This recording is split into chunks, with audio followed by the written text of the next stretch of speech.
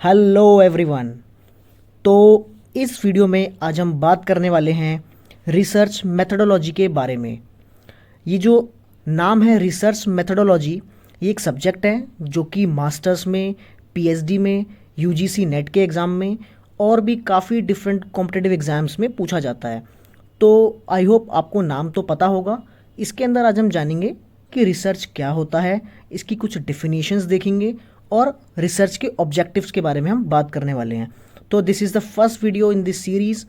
तो let's get started this video. First of all research क्या है? देखो, रिसर्च जो वर्ड है ना, ये एक इंक्वायरी है। क्या है? इंक्वायरी है for the verification of a fresh theory और for supplementary prevailing theories by new knowledge. मतलब जो देखो, रिसर्च वर्ड पे अगर हम फोकस करें ना, री प्लस सर्च मतलब दोबारा से ढूंढना किसी चीज़ को। अब हम दोबारा से किस चीज़ को ढूंढेंगे?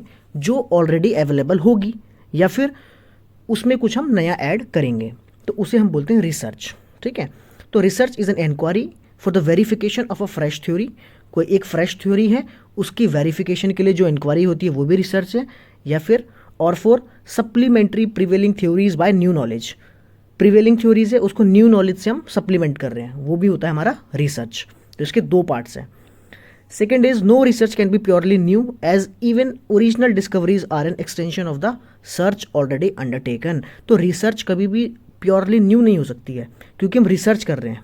ठीक है ना, हमने इन्वेंशन नहीं बोला यहाँ पे, हम रिसर्च की बात कर रहे हैं।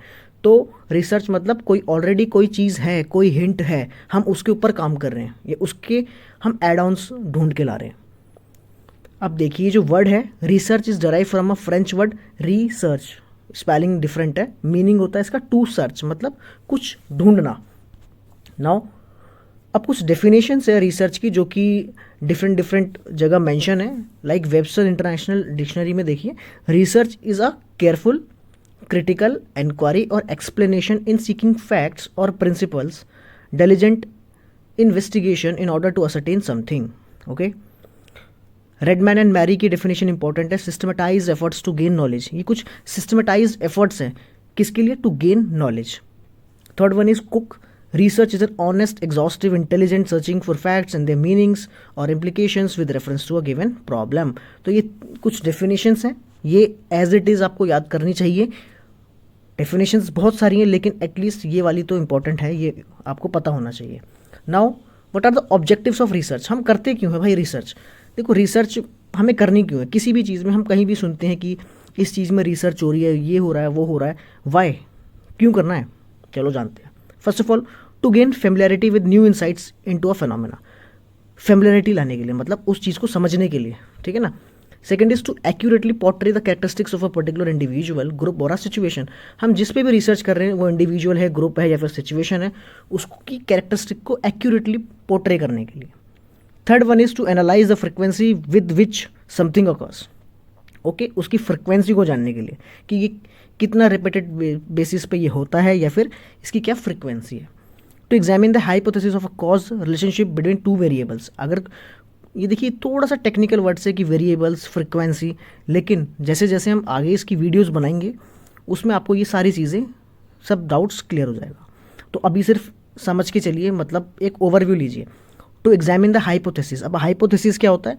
हाइपोथेसिस का मतलब होता है कि हम हमारी कल्पना, जो हमने अज्यूम किया है कि हम ये जो रिसर्च करने वाले हैं इसका रिजल्ट ये होना चाहिए, हम मान के चलते हैं कि ये होना चाहिए। अब हम अपने फैक्ट्स लाते हैं, अब वो या तो पॉजिटिव निकलेगा या फिर नेगेटिव निकलेगा, वो बात की बात है। लेकिन हाइपोथेसिस का मतलब है जो हमने अज्यूम किया हुआ है कि देखिए हम ये रिसर्च कर रहे हैं तो इसका रिजल्ट ये होना चाहिए। ठीक है। तो यही है कि उसको एग्जामिन करने के लिए, उसकी रिलेशनशिप को जानने के लिए हम रिसर्च करते हैं कि ये दो वेरिएबल्स, मतलब दो जो इंडिपेंडेंट चीज़ें हैं, ये कैसे लिंक करती है, क्या इनका रिलेशन है। Now to know and understand the phenomena with a view to formulating the problem precisely. Know and understand the phenomena with a view to formulating the problem. हमें प्रॉब्लम के बारे में प्रिसाइजली पता चल जाए और हम उसके फिनोमेना को समझ पाए। ये है objectives of research. Now the last is to problem a new theory और जनरेट न्यू नॉलेज। ठीक है, न्यू थ्योरी को बनाने के लिए, नई नॉलेज को जनरेट करने के लिए। ये सब क्या है? Objectives of research. Now this is the end of this short video. Stay connected. Thank you so much. Bye bye.